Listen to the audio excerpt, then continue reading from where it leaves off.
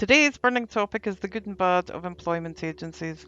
I've worked for a considerable number of employment agencies over the last decades in between permanent jobs, and today I'm going to talk about the good and bad elements of having an economy reliant on a mobile and constantly shifting workforce. This has not just been a problem for Millennials and Gen Z, it's been a problem since the 90s. Even mid boom, a proportion of the workforce was forced into this situation. Bad for relationships, bad for financial security, and bad for career development. Without further ado, here are a few good and bad features of having to work through the filter of the employment agency. 1. The good. Agencies will match candidates with suitable roles, often seeking the candidates out from less suitable positions. This is great if you happen to be a permanent worker who's been at the same computer, earning the same money for years.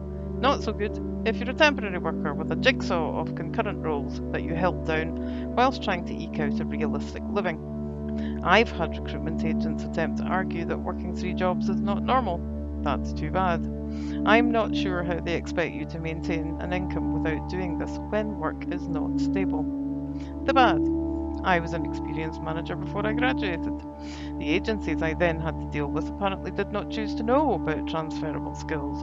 Therefore, my previous experience was, I was told, a bad thing. This forced me into a situation where I was not considered moldable. I was left as a temporary worker for a lifetime compared to many younger and more impressionable staff, frustrating both for me and potential employers with less experienced managers. 2. The good. Employment agencies allegedly streamline job searches by doing them for you. The bad.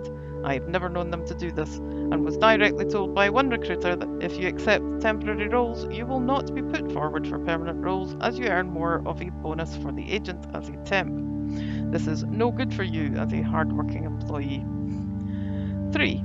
The good. Agencies often have regular contracts and access to hidden roles that are never advertised.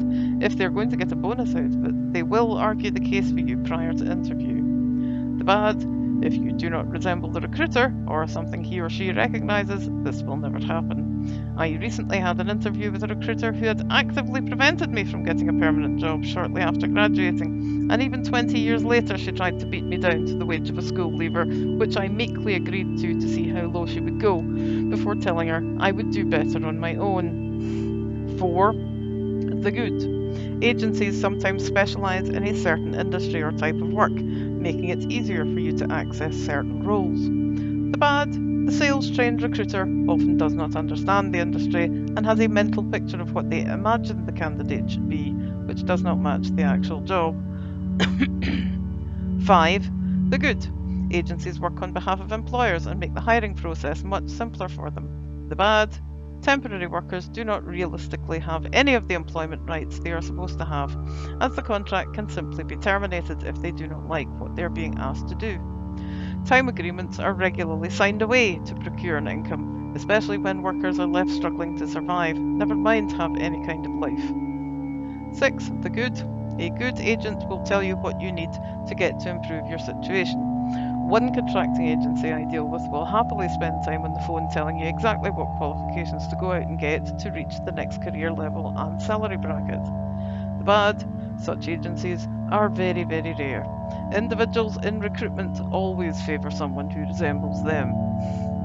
7. The good. Agencies will seek you out if a suitable looking role comes up that you can do, especially if you're blissfully happy in a similar looking role. The bad.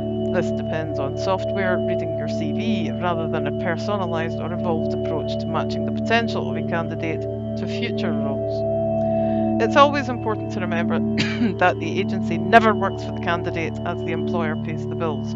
If you run into any problems, the blame will, therefore, always be assigned to you. So bear that in mind before blaming yourself for malpractice as you financially struggle through your life as a temporary worker.